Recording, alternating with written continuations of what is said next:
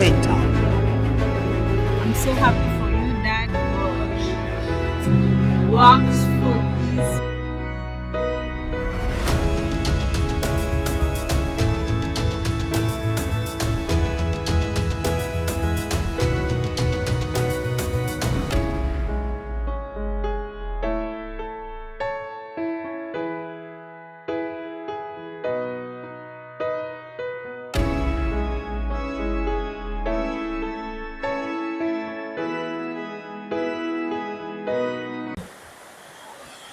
Litatoka katika vitabu kama viwili, Isaya na kitabu cha Luke, na itakuwa ni kwa ajili ya sherehe ya Krismasi ambapo huwa tunasherekea kuzaliwa kwa Yesu Kristo hapa duniani baada ya kuwa alisubiriwa ama alitarajiwa kwa miaka mingi ili ya kwamba apate kuzaliwa.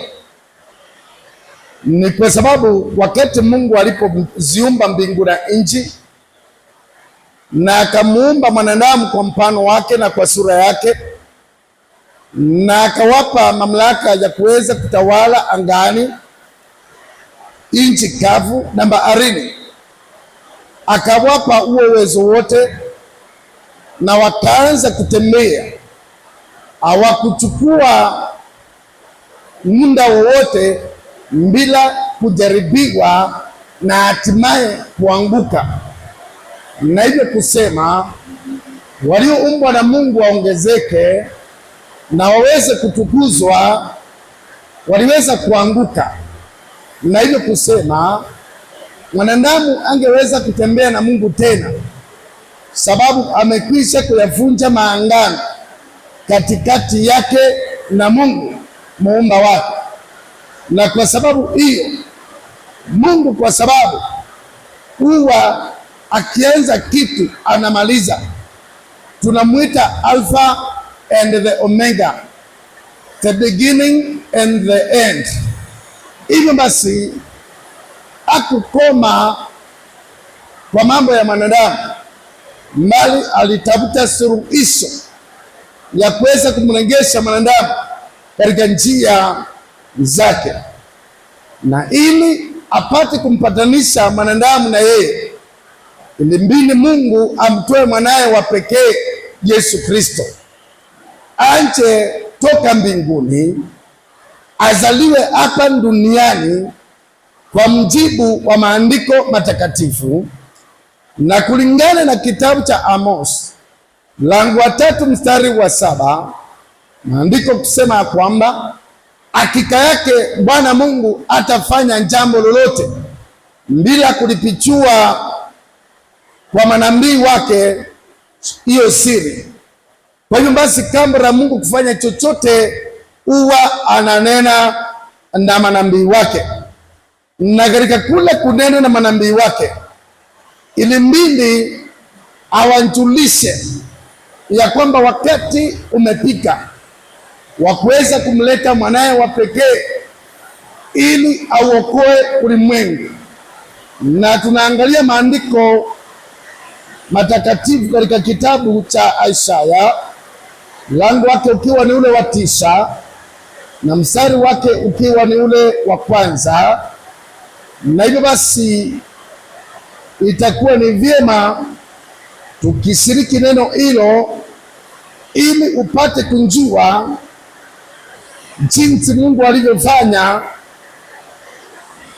kabla ya kutimiza kusudi lake katika maisha ya wanadamu. Hivyo maandiko kusema katika kitabu cha Isaiah chapter 9 verses 1 to 7, lakini yeye aliyekuwa katika dhiki atakosa changamko. Hapo kwanza aliingiza nchi ya Zabuloni na nchi ya Naftali katika hali ya kudharauliwa, lakini zamani za mwisho amefanya tukufu karibu na njia ya bahari, ng'ambo ya Yordani, Galilaya ya mataifa. Hivyo kusema ya kwamba yeye aliyekuwa katika dhiki atakosa changamko. Aliyekuwa katika dhiki si mwingine ila ni mwanadamu.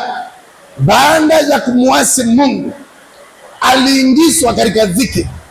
Ni kwa sababu yake alitolewa kwa shamba ya Edeni, akafukuzwa, akapelekwa huko nje, ajitafutie mwenyewe, atumie akili zake, ahangaikie maisha ili ajisaidie katika maisha. Lakini maandiko kusema yeye aliyekuwa katika dhiki atakosa changamko, ila pamoja na kuwa Mungu amemfukuzia mwanadamu mbali ili ahangaike na ili ateseke, Mungu pia alikuwa na mpango mwingine ya kwamba atamwokoa mwanadamu, atamletea mwanadamu furaha tena baada ya dhiki. Na ndivyo maandiko kusema aliyekuwa katika dhiki atakosa changamko. Wewe uliyepika hapa siku ya leo, wenda umeingizwa katika dhiki, wenda unapitia katika mateso, wenda unahangaika, wenda unaulizia utatokezea wapi. Maandiko inasema aliyekuwa katika dhiki atakosa changamko. Itapika wakati, kwa maana maandiko kusema there is time for everything under the heavens.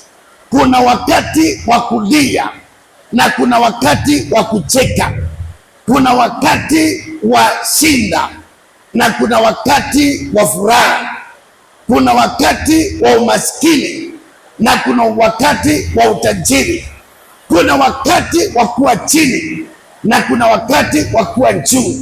Hivyo kusema kama uko katika dhiki aina yote na unauliza utatokezea wapi, nimekuja kwako leo nikwambie hautakosa changamko. Na sana sana pile uko ndani ya Yesu unatarajia changamko, unatarajia furaha, unatarajia ushindi, unatarajia mafanikio, unatarajia utukufu. Si yetu mtambaki pale tu, wacha kuuliza kama kuna afueni. Maandiko pia kutuambia kitabu cha Wakorintho wa kwanza lango ni ule wa 10 na mstari wa 13 ya kwamba jaribu alikuwapata ninyi isipokuwa lililo la kawaida kwa wanadamu, lakini Mungu ni mwaminifu, ambaye ataacha mjaribiwe kushinda mwezavyo, bali katikati ya majaribu atatengeneza mlango wa kutokea ili ukapate kustahimili. Usifikirie eti ya kwamba uko katika nyungu na hautatoka, lakini upate habari hii ya kwamba Mungu ni mwaminifu, ataacha ujaribiwe kushinda uwezavyo, bali katikati ya majaribio atakutengenezea mlango ya kutokea ili ukapate kustahimili. Hivyo nimekuja kwako kukwambia kuna mlango wa kutokea, na kutokea utatokea, hautambaki pale, kwa jina la Yesu Kristo. Bwana Yesu asifiwe. Kwa hivyo pamoja na kuwa mwanadamu alikaa katika dhiki, alipata changamko baadaye. Biblia ikiendelea kusema hapo kwanza aliingiza nchi ya Zabuloni na nchi ya Naftali katika hali ya kudharauliwa. Hapo mwanzo Adamu na Hawa, baada ya kuwa wametukuzwa sana, waliingizwa katika giza ama katika shinda.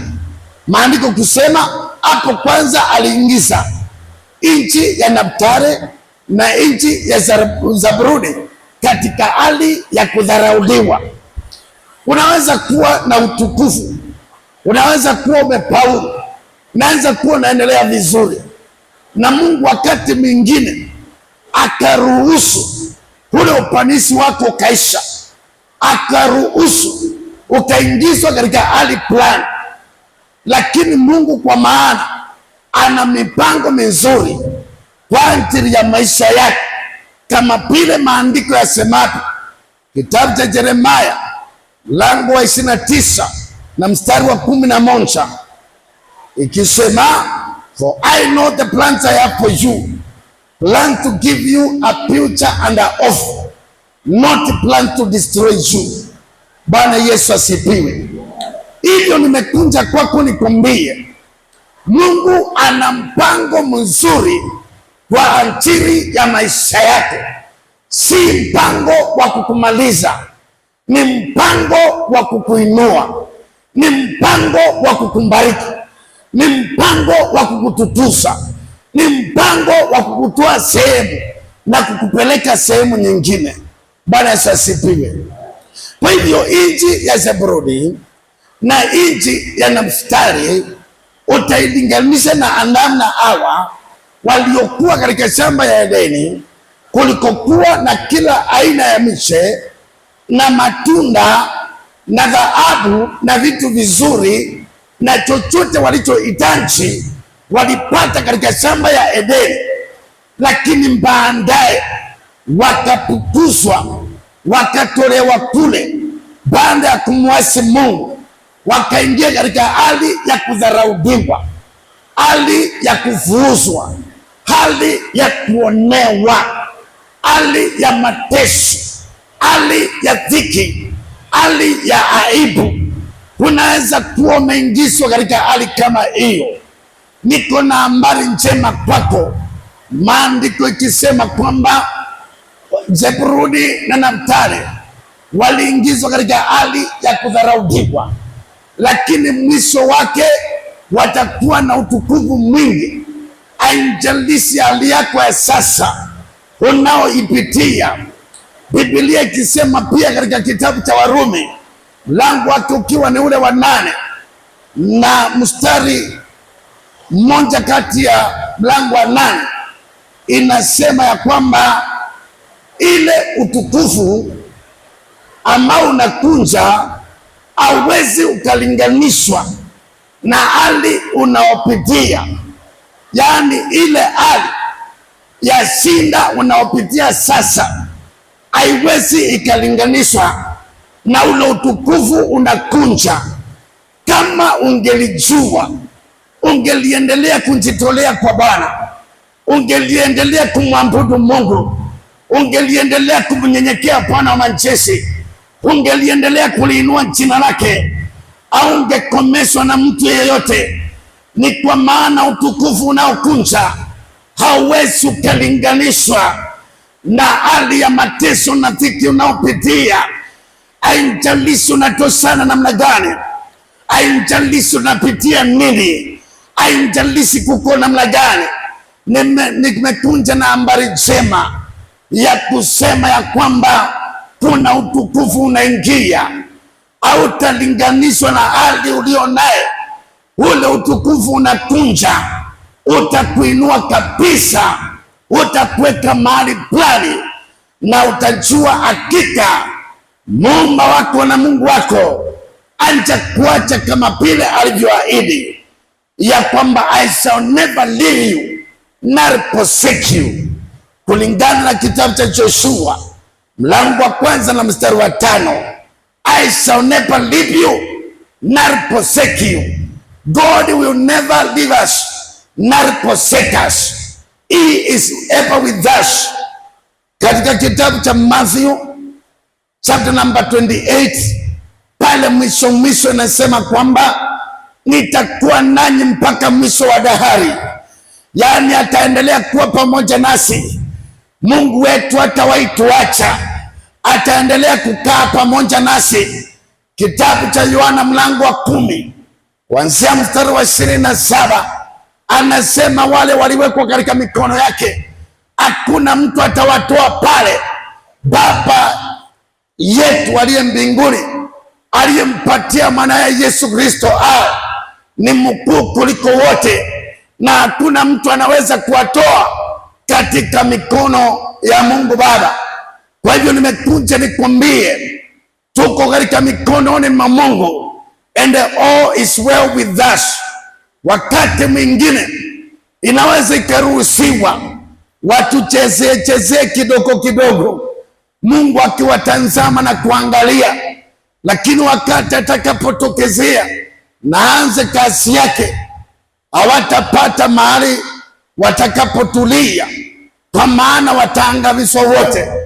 Ile nikwambie, tunaye Mungu muumba wa mbingu na nchi, mwenye nguvu na mwenye mamlaka, aliyoahidi akasema, he shall never leave us nor forsake us. Bwana Yesu asifiwe.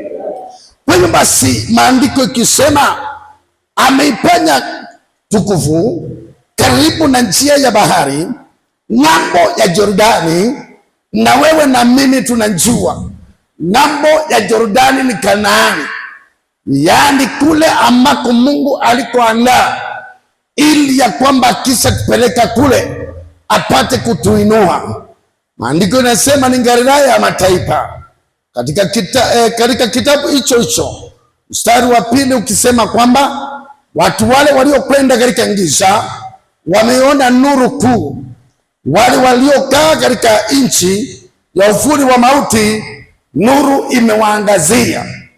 Haijalishi hali ya maisha yako iko namna gani, nuru inaangaza, kwa maana tayari Yesu alishakunja duniani, alishazaliwa hapa duniani, alishaishi hapa duniani, alishashinda shetani, na hatimaye alitupia msalabani, na hatimaye alifufuka siku ya 3, na hatimaye yuko juu mbinguni, na hatimaye anatuombea.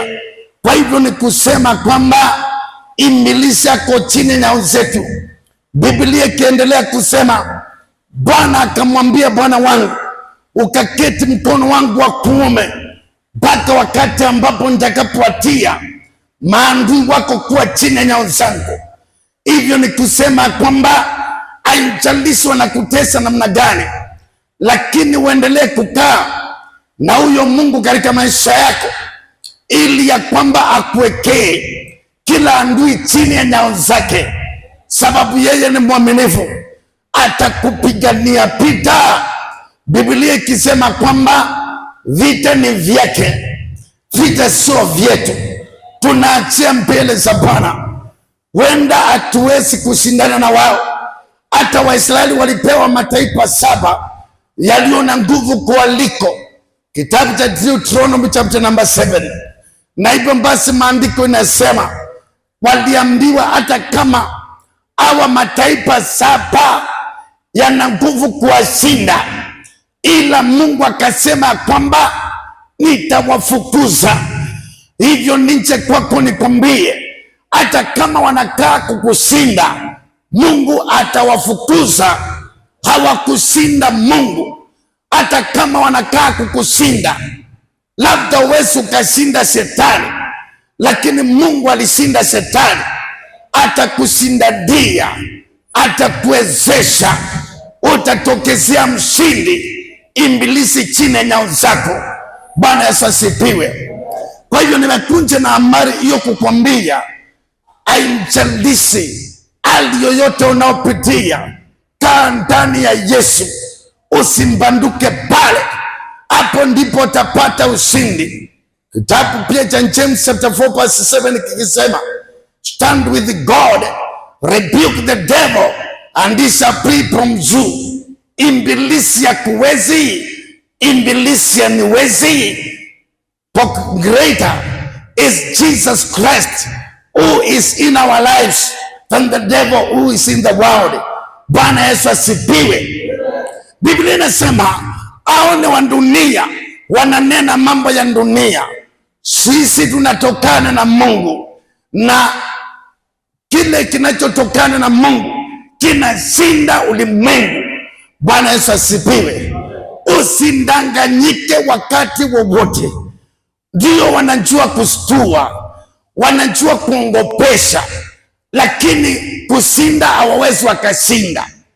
Ukisikia mingurumo ni kumaanisha hakuna uwezo. Ile uwezo ukipatikana ni mambo kutendeka. Kwa hivyo ni kusema hawakuwezi, wanakustua. Bwana Yesu asifiwe. Mstari wa 3, umeliongeza taifa, umezidisha furaha yao. Wanafurahi mbele zako kama furaha ya wakati wa mavuno, kama watu wafurahivyo wanapongawanya nyara. Kwa maana umepunja nira na mzigo wake, na ngongo la benga lake, na pimbo lake yeye aliyemwonea, kama katika siku ya Midiani. Bwana Yesu asifiwe. Wanaweza kuwa na silaha, wanaweza kuwa wakikutisha, lakini maandiko inasema Mungu amepunja pimbo yao, na hata ngongo walilokuwa wakitumia amelifunja pia, na ule mzigo uliowekewa mbengani mwako alishaondoa. Sasa wewe uko salama. Nimesema vita sio vyetu, vita ni vya Bwana.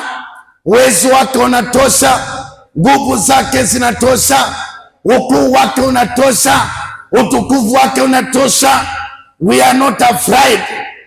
Bwana Yesu asifiwe. Kwa hivyo basi, jipe nguvu ndani ya Bwana, atatenda mambo, utakunja kunjua hakika yeye ni mwaminifu. Mstari ule wa 4, tukiendelea, kwa maana umelivunja nira na mzigo wake, na ngongo la benga lake, na pimbo yake yeye aliyemwonea, kama katika siku ya Midiani. Maana silaha zote za mtu mwenye silaha wakati wa mshindo, na mapasi yaliyofingilishwa katika damu, yatakuwa tayari kuteketezwa, yatakuwa kuni na kutiwa motoni. Bwana Yesu asifiwe. Kwa hiyo basi, maandiko yanasema kwamba silaha zote za mwenye silaha wakati wa mshindo, na mapasi yaliyopigilishwa katika damu, yatakuwa tayari kuteketezwa, yatakuwa kuni na kutiwa motoni. Hizo vitu zote za adui zitaangamizwa, zitateketezwa kwa moto, hazitakuwa na uwezo tena. Biblia ikaendelea kusema, maana kwa ajili yetu mtoto amezaliwa. Sababu mambo yote, conclusion yake ni sababu mtoto amezaliwa. Bwana Yesu asifiwe.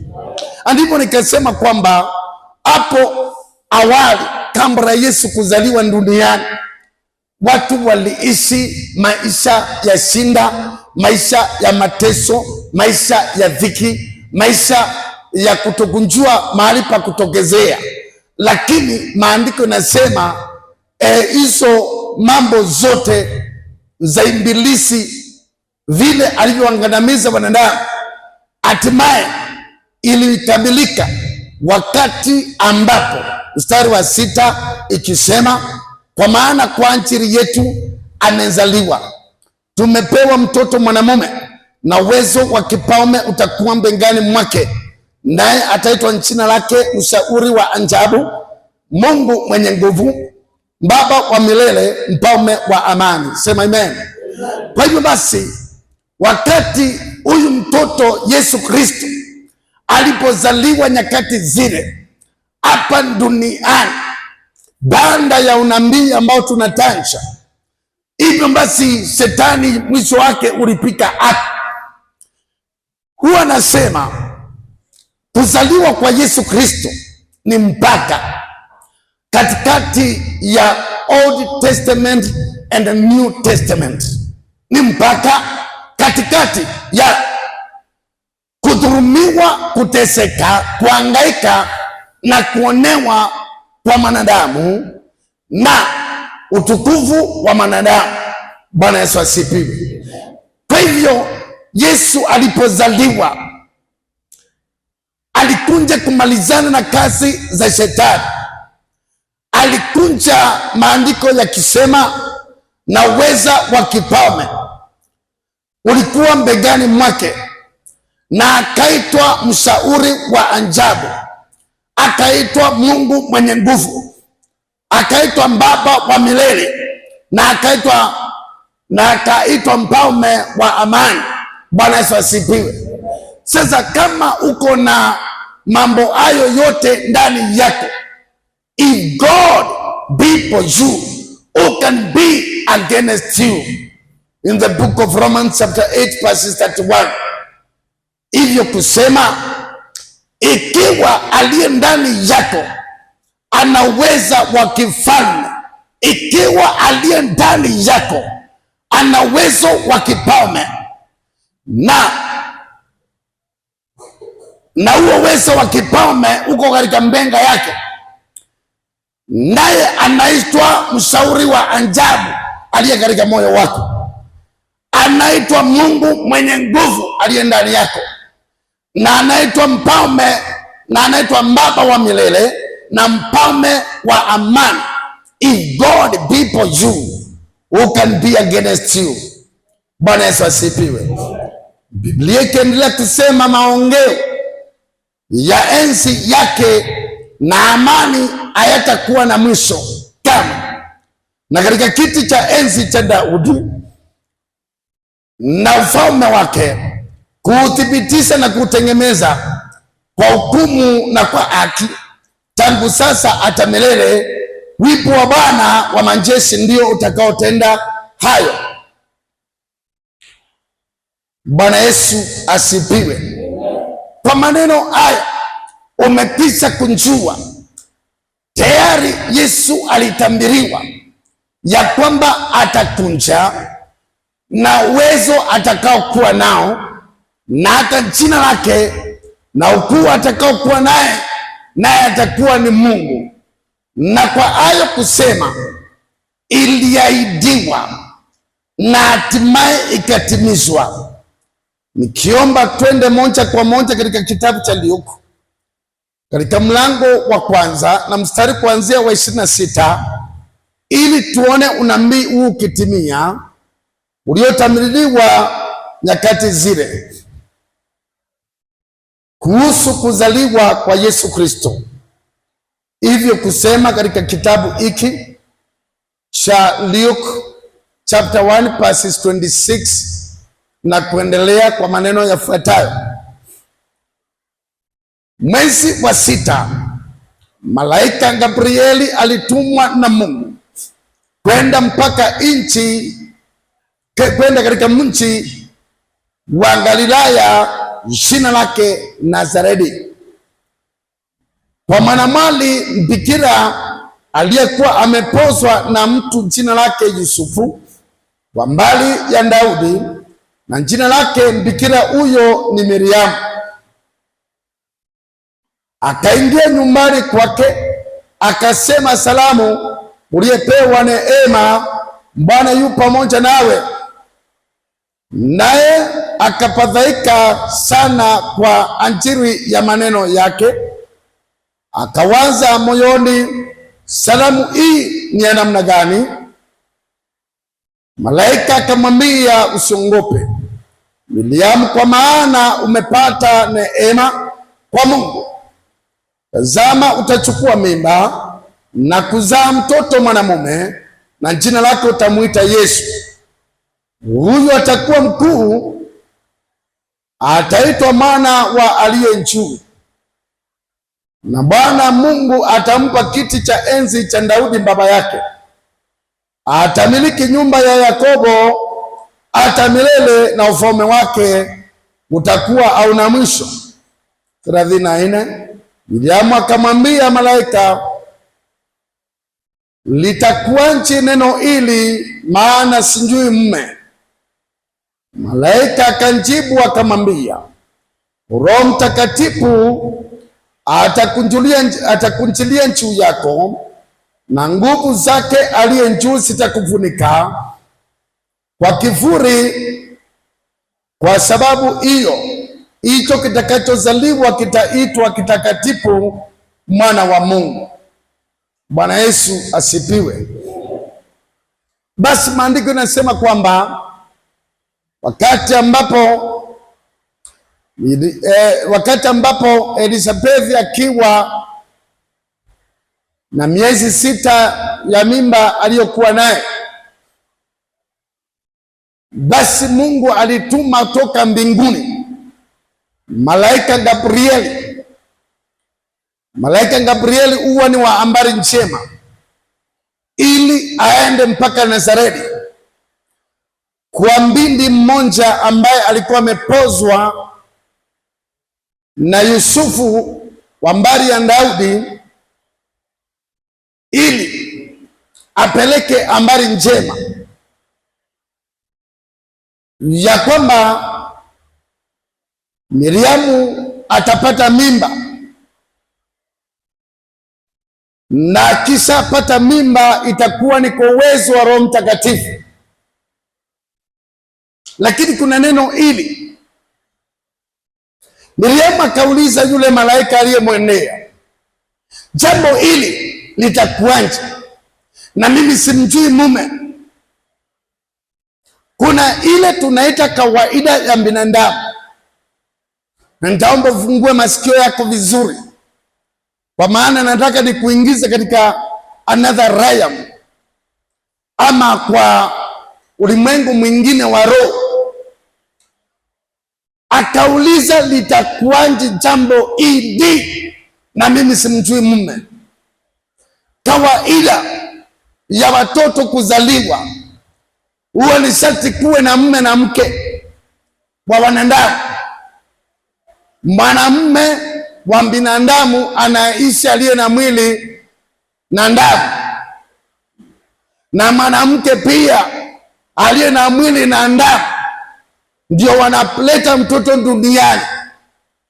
Lakini maandiko yanasema Gabrieli akamwambia Miriamu, utapata mimba kwa uwezo wa Roho Mtakatifu. Akauliza, itakuwaje? Hayo ndio maswali watu wengi wako naye, na hapo ndio shinda mingi zinakaa kwa wanadamu, ya kwamba wametambiriwa kumbarikiwa, wametambiriwa kuinuliwa, wametambiriwa kila kitu kizuri, wametambiriwa ufonyaji, wametambiriwa amani, wametambiriwa utukufu, lakini wanauliza swali hili, itakuwaje? Bwana Yesu asifiwe. Ni vizuri kupata kujua maneno haya ambayo Yesu aliyasema alipokuwa duniani. Akasema, kilichozaliwa na mwili ni mwili, na kilichozaliwa na roho ni roho.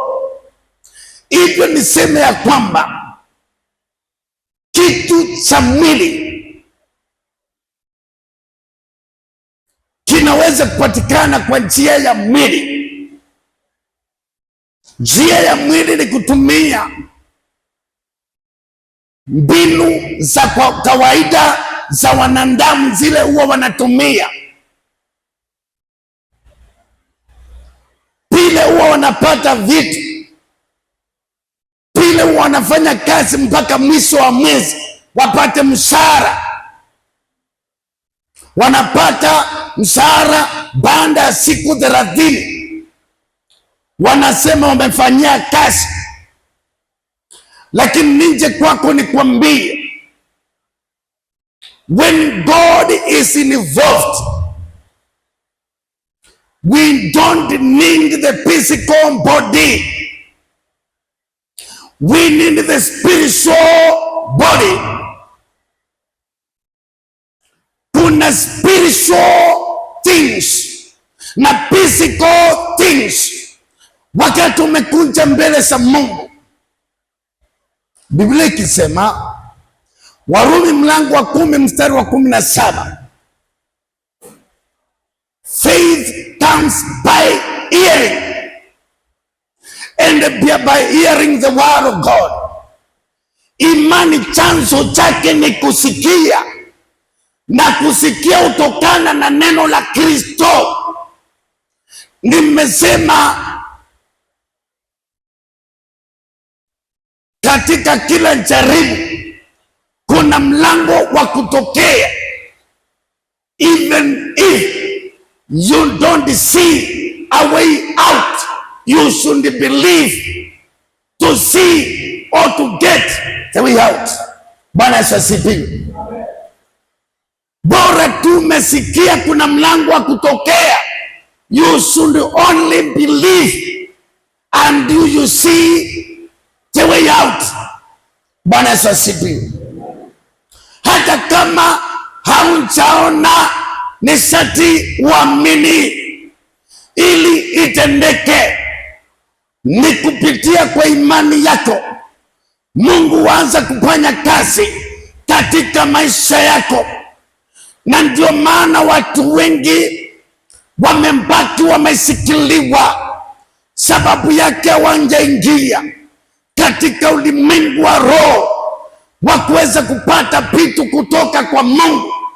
Na ndio maana Miriam anauliza, how will this be and I do not know a man? Bwana Yesu asifiwe. Ndio mnatumia njia hiyo ili mpanikiwe na ili mpate, lakini Mungu atumii hiyo njia yenu. Mungu anatumia njia yake. You need only to hear. That's why God sent the angel Gabriel to Mary to declare those good tidings. Bwana Yesu asifiwe. Ili asikie kwanza, na ili awe na imani, na ili mambo yatendeke. Kwa maana asiposikia hawezi akaamini, na mambo hayawezi yakatendeka. Na ndio maana siku ya leo nimekuletea habari hii ili usikie na ujue ya kwamba God can do anything into your life. Bwana Yesu asifiwe. But if you only believe, Bwana Yesu asifiwe, lazima kwanza uamini, kwa maana usipoamini haitatendeka. Lazima uamini. Waamini kuangusha manchitu, waamini kuangusha shetani, waamini kuangusha umasikini, waamini kuangusha mateso, waamini kuangusha dhiki. For the one who is in you and who is in me, he is greater than the one who is in the world. In the name of Jesus. Sema amen. Kwa hivyo basi lazima tukumbari kwanza, tuingie katika hiyo raya. Mary alikuwa anaingizwa katika another raya. Amezoea eti kwamba lazima mwanaume awe involved. This time God is involved. We don't need men, we need God. Bwana Yesu asifiwe. Kwa hiyo basi akaambiwa ya kwamba nguvu zitakunjia juu yako na zitakufurika, na hivyo basi utapata mimba kwa uwezo wa Roho Mtakatifu wa Mungu. Bwana Yesu asifiwe. Kwa hivyo nimekuja kwako nikwambie, hauhitaji mtu. Kuna mtu mmoja alikuwa amepelekwa kwa kindimbwi, ama kando ya kindimbwi. Kilikuwa mahali panaitwa Bethsaida, na mahali pale kindimbwi kilikuwa na milango 5, na watu wengi waliokuwa na magonjwa ya kila aina walikunja na wakategea kando ya kidimbwi. Na hivyo basi wote waliamini it is only if they get into the pool, it is when they will be healed. Na Biblia inasema wakawa wanasubiri pale maji yatimbuliwe na malaika akitoka mbinguni, anazungusha maji. Ikimalizika hiyo, yule mtu wa kwanza ataingia, ndiye alikuwa anapata uponyaji. Na maandiko inasema kwamba ikawa kwamba kuna mtu alikuwa pale, alikuwa amelalishwa kwa kitanda, hawezi akainuka, hawezi akatembea, anjui la kupanya, ana mtu wa kumwingiza pale ndani. kwa maana kulihitajika mtu mmoja tu aingie pale ili apone. Na mimi niseme kwamba akiwa pale ana mtu yeyote pale, maandiko nasema akawa amekaa pale sana, amechelewa, sababu ana mtu wa kumsaidia. Watu wanakuja, wanaingia, wanapona, anambaki pale akisumbiri pile ataingia, ambapo ilikuwa impossible. Bwana Yesu asifiwe. Lakini napenda maandiko yaliyoandikwa katika kitabu cha Luka mlango wa 1 mstari wa 37 inaosema kwamba there is nothing impossible with God. Yani hakuna kitu kisichowezekana kwa Mungu. Mambo yote kwa Mungu inawezekana. Mambo yote kwa Mungu inawezekana. Mambo yote kwa Mungu inawezekana. Hakuna kitu kisichowezekana kwa Mungu. Bwana Yesu asifiwe. Kwa hiyo basi yule mtu akiwa pale amekosa matumaini, anjui la kupanya, Yesu akashuka pale, akampata yule mtu pale, akamuuliza, je, wataka kupona? Unataka upone? Akasema, sina mtu. Bwana Yesu asifiwe. Hiyo ndio shinda mbando tuko naye. Anaulizwa na Yesu kama anataka kupona, akasema sina mtu. Lakini maandiko inasema Yesu akamwambia tu neno, jitwike godoro lako na utembee. Maandiko inasema hakuingia kwa kidimbwi, alichukua godoro na akatembea. Bwana Yesu asifiwe. Na mimi nimekunja kwako nikwambie, hauhitaji kufanya vile wanadamu wanafanya ili ufaulu. Wewe unahitaji Yesu Kristo, unahitaji Mungu, unahitaji nguvu za Mungu, unahitaji upako wa Roho Mtakatifu na mambo yatatendeka. Hauhitaji kupanda vile watu wanapanya. Yule mtu hakuingia kwa kindimbi, lakini alipona, alikutana na Yesu akapona. Hata wewe uhitaji kufanya vile wanapanya, bora utapona na Mungu atakutendea, atakutimizia haja zote za moyo wako. Hahitaji kuleta mtu, hauhitaji mtu, unahitaji Mungu. Sema sihitaji mtu, nahitaji Mungu ahusike kwa maisha yangu na maisha yangu yanakuwa salama. Sema amen. Sema sihitaji mtu, nahitaji Mungu, nahitaji Yesu, nahitaji mwenye nguvu na mamlaka, Mungu wa mbinguni, katika jina la Yesu. Sema amen. Kwa hivyo basi yule mtu alipona, yule mtu alitembea, watu walishangaa. Kwa hivyo mtu asikuulize itakuwaje, ule anahitajika ni Yesu. If God is involved, we don't need men, we don't need people, we don't need anybody, we need Jesus. Mwambie mwenzako I need Jesus. Sema nahitaji Yesu.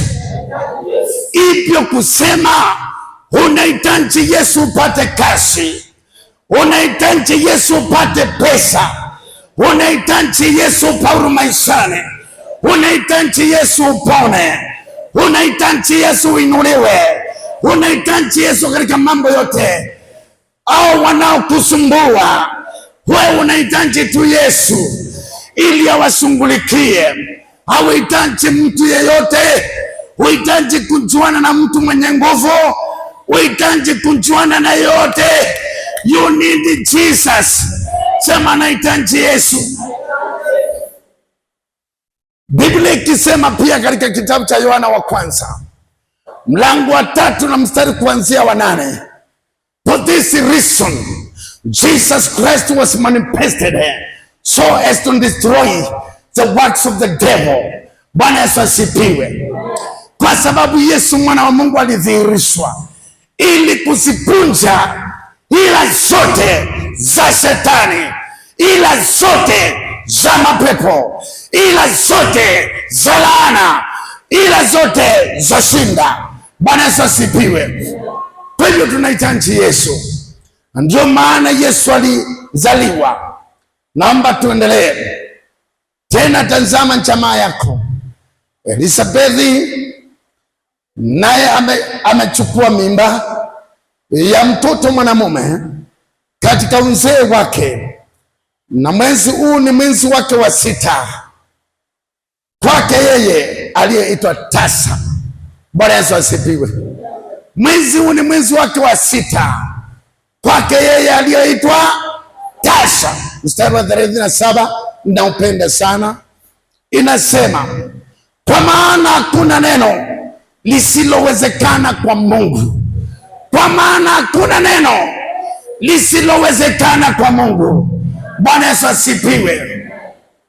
Huu ni mwezi wake wa 6 kwake yeye mliyemuita tasa. Sasa amepata mimba, amekaa miezi 6. Tumekuja kuletea habari ya kusema ya kwamba yeye aliyeitwa tasa ana mimba ya miezi 6, na hivyo basi, kwa sababu hakuna jambo lisilowezekana kwa Mungu, kwa hivyo ilirahisisha Miriamu aamini habari hizi za malaika, sababu mwanadamu sinda yake ni kuwa na imani. Na tunaweza kukaa kanisani, tunazoea kanisa, tunazoea watumishi, tunazoea kila kitu, lakini niseme ya kwamba usimzoee Mungu. Sababu yake anaweza akafanya exploits in your life. Hata wakati unapojiandaa kwa ajili ya kuingia mwaka mpya, unastahili uingie na imani kuu ya kwamba maisha yangu lazima yabadilike, lazima yainuke, lazima mambo makubwa yatendeke. Mimi niwaambie, you don't need to struggle a lot so as to succeed in life. You need Christ Jesus in your life. Bwana Yesu asifiwe. Hauhitaji hiyo mang'ang'ano. Problem ndio hiyo. Sababu yake walijiuliza swali, how will this be? Na wakakosa answer, na wakarudi kwa kazi zao, na wakaziwekea bidii kabisa usiku na mchana walali, and they don't have time with God. Hata wataki mambo ya church sababu hawaoni matokeo. Lakini mekunja nikwambie, unaweza ukang'ang'ana na ukasumbuka miaka nenda miaka rudi, na ukazeekea kwa kazi unaoifanya, na ukakosa kuwa tajiri ama kufanikiwa. But those who trust in God, they can prosper by God's power. Mungu anajua jinsi ya kumaneuver ways, anajua jinsi ya kufanya mambo, anajua jinsi ya connection. Mungu anajua kile anaweza akafanya akufanya uwe bilionea. Bwana Yesu asifiwe. Wauhitaji kung'ang'ana sana, sababu yake ulikosa answer ya imani ndani ya Yesu. Ulikosa answer. Mary anauliza malaika, how will this be? Na angelikosa jibu, angelianza kusubiri mpaka Yusufu aingie. Lakini niseme kwamba Mary does not need Joseph. He needs Jesus. He needs the power of the Holy Spirit. Bwana Yesu asifiwe. Hauhitaji hiyo kazi yako. You don't need one job so as to prosper. You need Jesus. You need the power of God. You need the anointing of the Holy Ghost in your life so as to succeed in life in the name of Jesus. Bwana Yesu asifiwe. Tunamhitaji Yesu. Kanisa tunahitaji Yesu. Na ni vizuri kuambia, ni vizuri kuaibisha kazi yako. Ni vizuri saa ingine kuaibisha hiyo kazi. Ni vizuri kuaibisha hiyo biashara. Ukayambia, today you are going to stop until I serve God, for I have realized that I can do without you. Bwana Yesu asifiwe. Na ukayambia ikome kwanza, ikae store, na wewe ukakunja ukamsema nitafute uso wa Bwana, mambo itendeke, na hakika itatendeka, sababu tunaye Mungu. Bwana Yesu asifiwe. Tuko na Baba, tuko na tumaini la uzima milele, tuko na uwezo, tunaweza tukashinda na kupaulu. Ndio aliitwa tasa, lakini sasa wakati wa Bwana ukapita. Ninapenda Zekaria, ninapenda Elizabeth, sababu hawakumbanduka kanisani, waliendelea kumtumikia Mungu licha ya kuwa hawakuwa na mtoto, waliendelea kumtumikia Mungu. Kama kuna mtu alikuwa anatumia njia zingine zake kufaulu, lakini Zekaria na Elizabeth walifaulu, walikaa mbele za Bwana wakimtumikia, na siku ya Bwana ikapita na Mungu akashuka na akatenda. Na ndio nimekunja kwako nikwambie, unaweza ukastopisha mambo zingine ukiona haikusaidii, ukasema ikae kando, ili uabudu Mungu na ulitukuse jina la Bwana, uone bila atapanya, sababu ni Mungu na si mwanadamu. Bwana Yesu asifiwe. Kwa hivyo basi maandiko yanasema kwamba maneno hayo yote yakaelezewa, na hatimaye mstari wa 38 ikisema, Miriamu akasema, tazama mimi ni mjakazi wa Bwana, na iwe kwangu kama ulivyosema. Kisha malaika akaondoka akaenda zake. Sasa maandiko yanasema wakati ambapo Miriamu alipoambiwa zile habari pile itatendeka, kwamba nguvu za Roho Mtakatifu ndizo zitakunja zimfunike, na hivyo basi itendeke, basi aliweza kuamini na akasema na itendeke vile umesema. Na hiyo ni kuamini na kukiri kwa imani, na hivyo basi maandiko yanasema ikatendeka. Maandiko yakiendelea kusema maneno haya, mstari wa 39, basi Miriamu akaondoka siku hizo akaenda hata nje milimani kwa haraka mpaka mji mmoja wa Yuda. Akaingia nyumbani kwa Zekaria akamwambia Elizabeth. Ikawa Elizabeth aliposikia kule kuamkia kwake Miriamu, kitoto kichanga kikaruka ndani ya tumbo lake Elizabeth, akanjazwa Roho Mtakatifu. Bwana Yesu asifiwe. Kwa hivyo basi Miriamu, kama vile maandiko linasema kwamba nitakubariki na utakuwa baraka kwa mataifa. Hivyo basi Miriamu, baada ya kunjazwa na Roho Mtakatifu, baada ya kusikia maneno yale, basi alienda mpaka kwa Elizabeth. Na hivyo basi alipopika pale, maandiko yanasema alipomsalimia tu Elizabeth, mtoto akaruka ndani ya tumbo ya Elizabeth.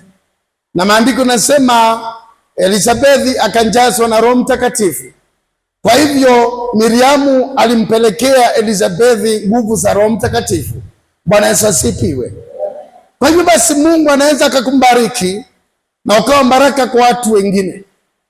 Kwa hivyo basi ni kusema kwamba kile kitu ambacho Mungu anatupatia kinaongezeka.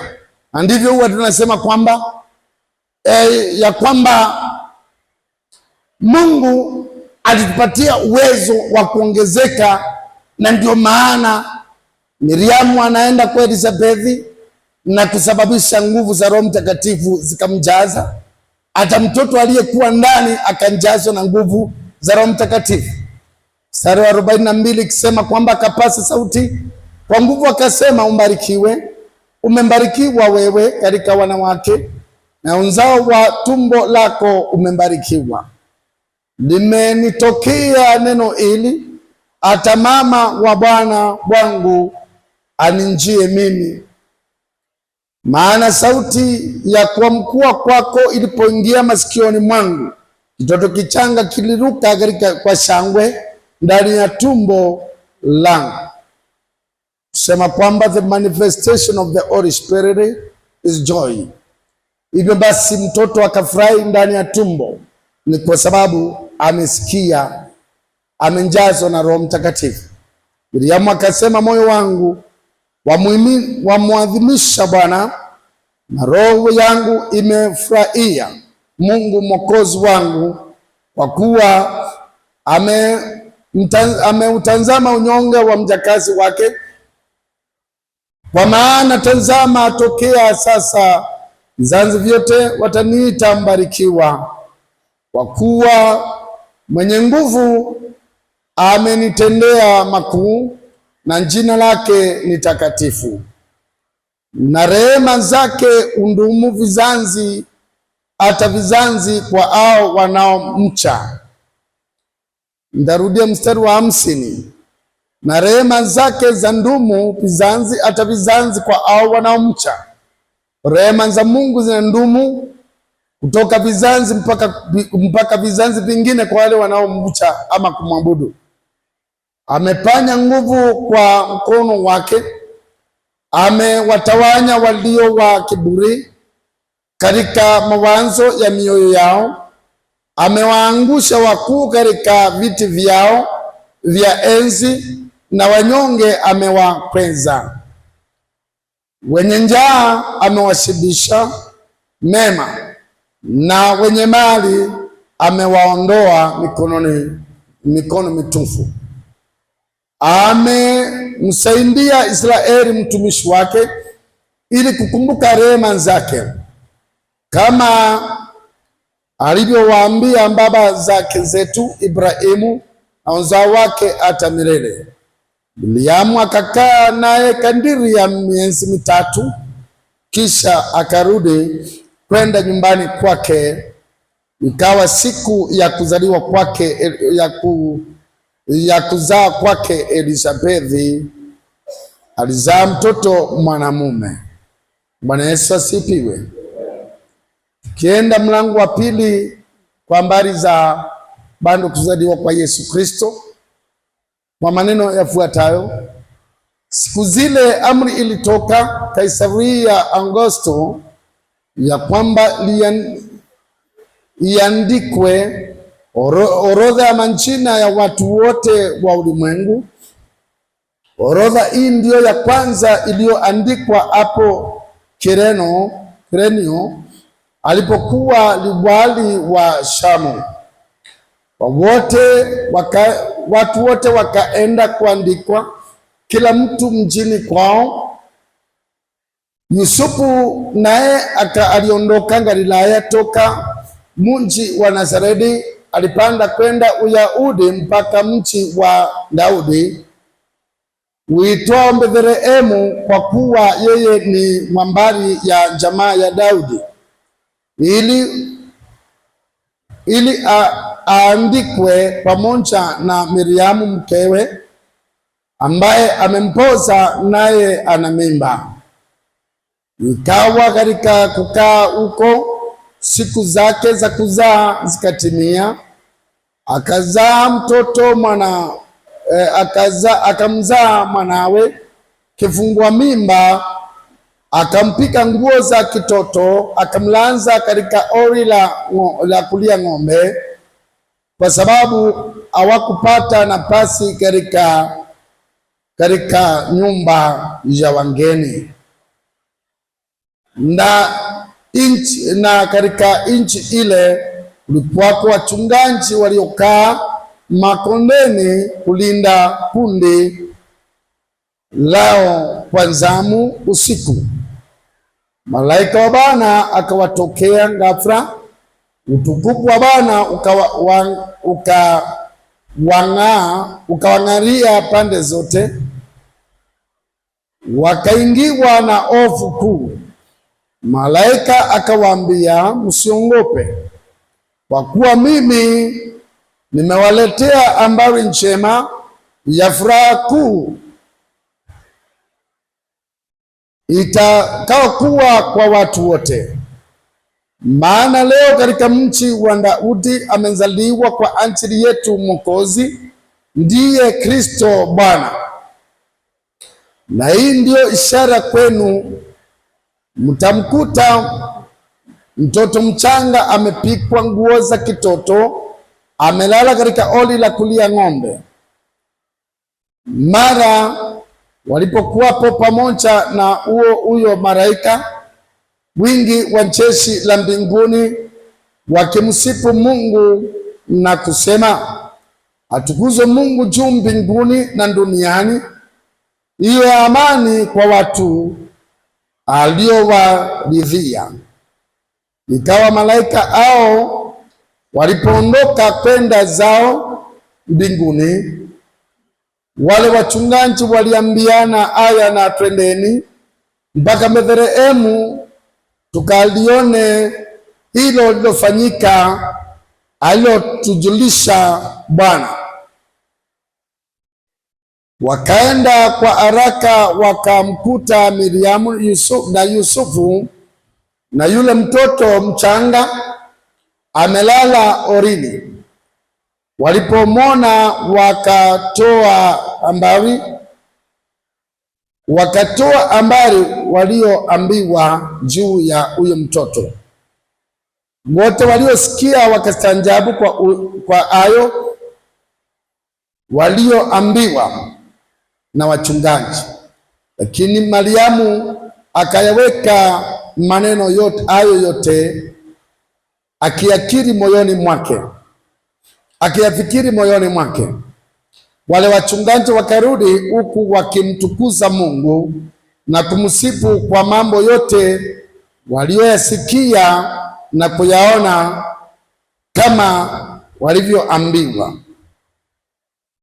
Bwana Yesu asifiwe. Basi naomba usimame mbele za Bwana. Leo umekwisha kusikia ya jinsi Yesu alitambiriwa na jinsi Yesu alipozaliwa hapa duniani. Kuzaliwa kwa Yesu Kristo kulituletea uzima wa milele, msamaha wa dhambi, na ukatuletea urejesho kwa Mungu.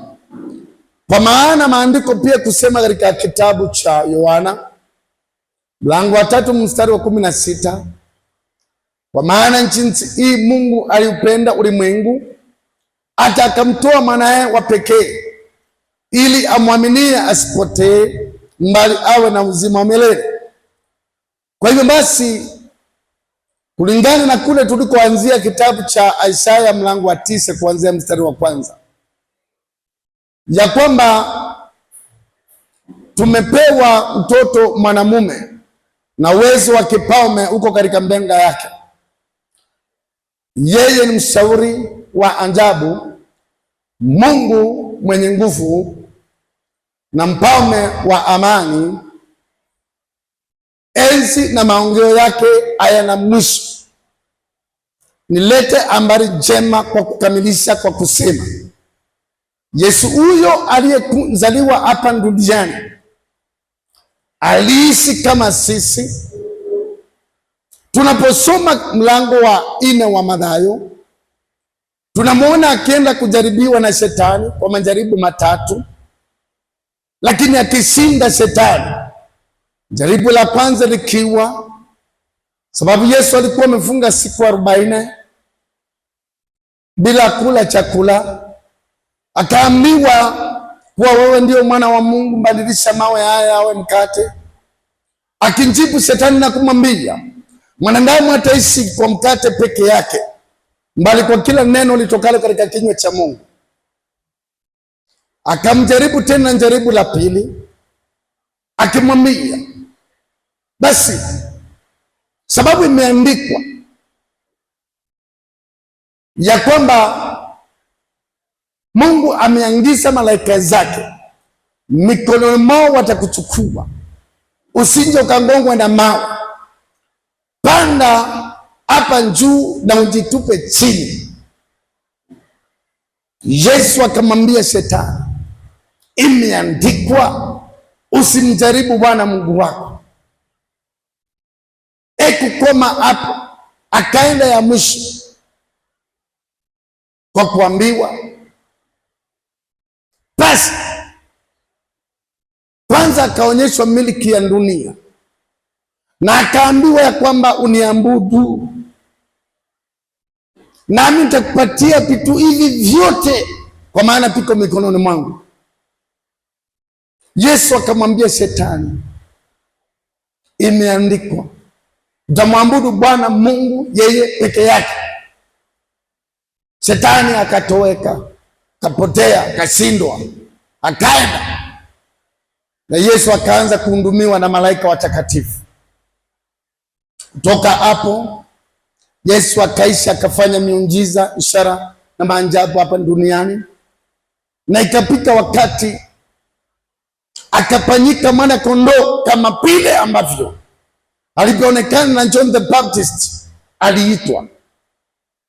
Kwa maana John the Baptist alipomuona Yesu kwanza alisema, behold the Lamb of God which takes away the sins of the world. Akafanyika mwana kondoo, na hivyo basi akakubali kufa msalabani kwa sababu ya dhambi zetu. Kwa maana pia imeandikwa katika kitabu cha Waebrania mlango wa 9 na mstari 22, for there is no forgiveness of sins without shedding of blood, so he had to shed blood for us. Kwa hivyo basi akakubali, akafa kwa ajili yetu, akatundikwa msalabani, akaimwanga damu kwa uchungu mkuu, ili sisi tupate ondoleo la dhambi na tuitwe wana katika ufalme wake. Na hivyo basi niseme, Yesu baada ya kufa akakaa kaburini kwa siku 3, hatimaye akafufuka, na maandiko yanasema akawatokea watu wengi kwa muda wa siku 40. Hatimaye kwa Galilaya akaondoka, wakimuona akapaa mbinguni. Malaika wakatokea wakiwaambia, enyi wana wa Galilaya, mnatazama nini juu? Huyu Yesu mnayemuona anaenda hivyo, atakunja hivyo hivyo. Hivyo kusema tunamsubiri Yesu, atakunja kulichukua kanisa lake lisilokuwa na mawaa. Kipindi ambacho tuko hapa duniani, tuko hapa tukitafuta uso wa Mungu, tuko hapa tumwabudu Mungu. Tulimpokea amekuwa Bwana na Mwokozi wa maisha yetu, tulimpokea tumuishie, tulimpokea atushindanie, atuwezeshe tushinde shetani. Na hivyo basi pamoja na hayo tunajua atakunja kutuchukua. Kitabu cha John chapter 14 akasema kwamba ninaenda kuandalia makao ili nije niwachukue, ili mahali ni wapo nyinyi muwe pia. Wengine wakauliza, nani amewahi enda mbinguni? Niwatanchie watu 26 walioenda mbinguni, hata zaidi. Wanafunzi wa Yesu 12, kitabu cha Revelation kinasema ni wazee 12 walio mbinguni. Wana wa Yakobo 12 wako mbinguni. Biblia inasema kitabu cha Revelation. Na hata wakati Yesu alipokuwa hapa duniani, Musa na Elijah wakitoka mbinguni waliapia wakati wa transfiguration. Zaidi ya hiyo, kuna mtu mwingine alimbeba akiwa hai, anaitwa Enoch, alienda mbinguni. Kama vile Elijah mtibisi alienda mbinguni na magari ya farasi ya moto. Yesu ni wa kweli, Yesu yupo. Atuabudu Mungu aliyekufa, tunamwabudu Mungu aliye hai. Hivyo kusema, tunapokuwa katika hali kama hiyo ya kutafakari, ni vizuri wakati kama huu kurinio wokovu wako na imani yako, na usisumbuliwa na kitu chochote cha duniani. Hizo vitu haziwezani na sisi. Biblia inasema the one who is in us overcomes the world. Usisumbuliwa na kitu yoyote ya dunia hii. kwa maana Mungu aliye ndani yetu anaweza mambo yote. Yeye ni mkuu na ni mshindi na ni mweza wa yote. Musa alitembea na yeye, akaona akipasua bahari ya Shamu mchana, na wakapita kwa nchi kavu, wakaenda the other side. Joshua ni shahidi pia, na hata walipoenda Jordan ilipasuliwa na barabara ikatengenezwa. Bwana Yesu asifiwe. Mimi niwaambie, tunaishia Mungu aliye hai, Mungu mwenye nguvu, Mungu mwenye uwezo, Mungu ambaye mtu akiwa naye hawezi akashindwa.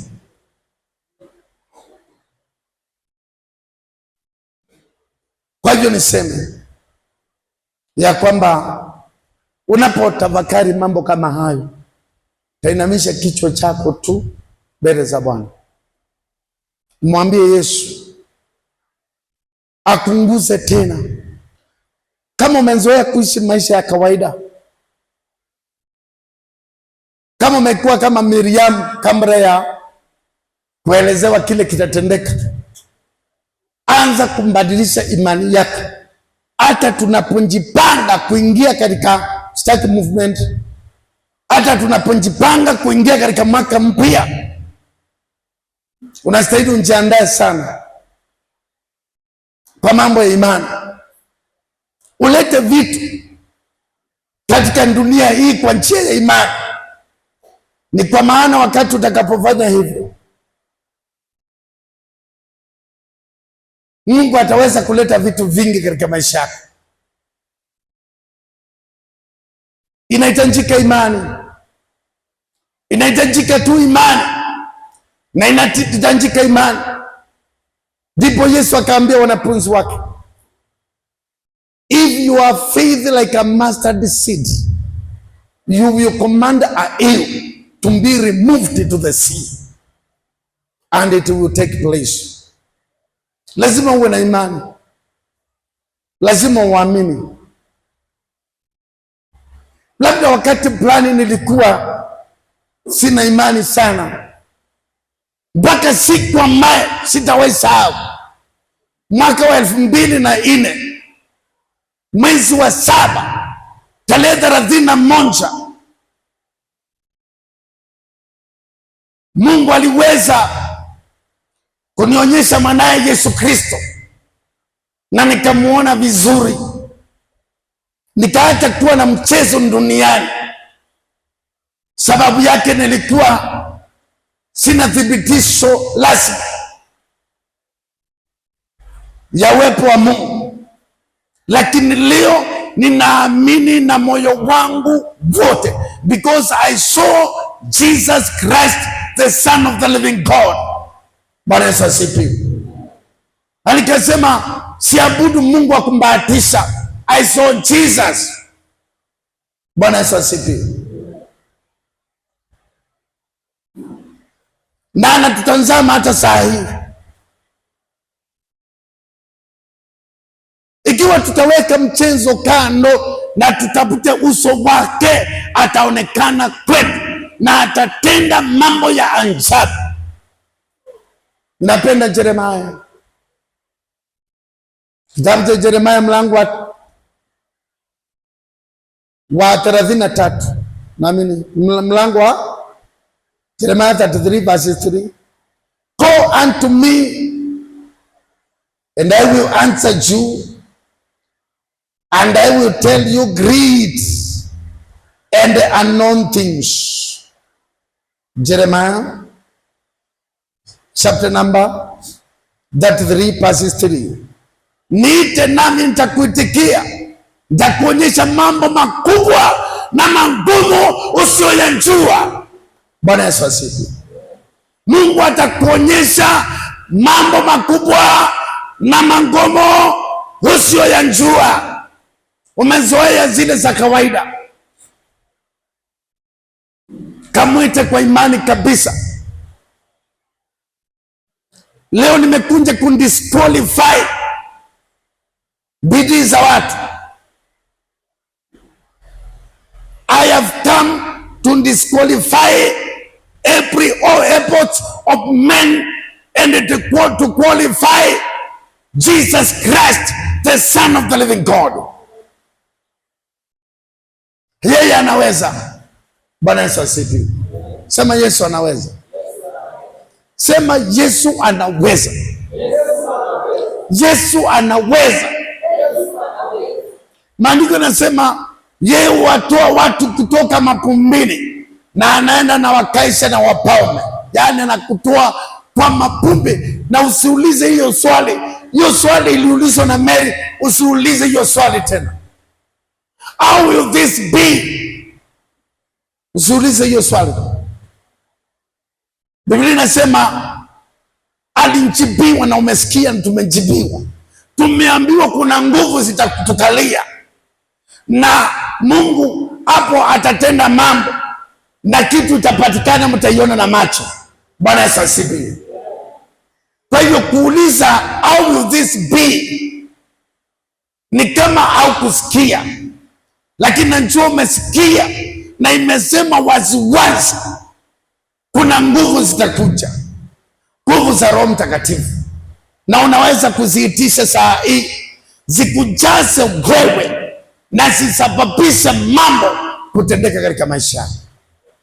Tukiwa katika hali kama hiyo, tutaomba na wale ambao wanatupata kwenye mtandao, kwenye televisheni, kwenye simu, kwenye vyombo vyote vile vya habari watakazo tupata, niseme Yesu yuko, na kitakachosababisha Yesu apate nafasi ni sababu maandiko kusema katika kitabu cha Revelation chapter 3 verses 20, I stand at the door and knock. If anyone hears my voice and opens the door, I will come in him, dine with him and he with me. Hivyo kusema, fungulie Yesu mlango, na akiingia taanza kuona mabadiliko makuu katika maisha. But you must have faith in him. Kwa maana Biblia takatifu kusema katika kitabu cha Hebrews chapter 11 verse 6, and without faith nobody will please God. We must have faith in God. Have faith in God.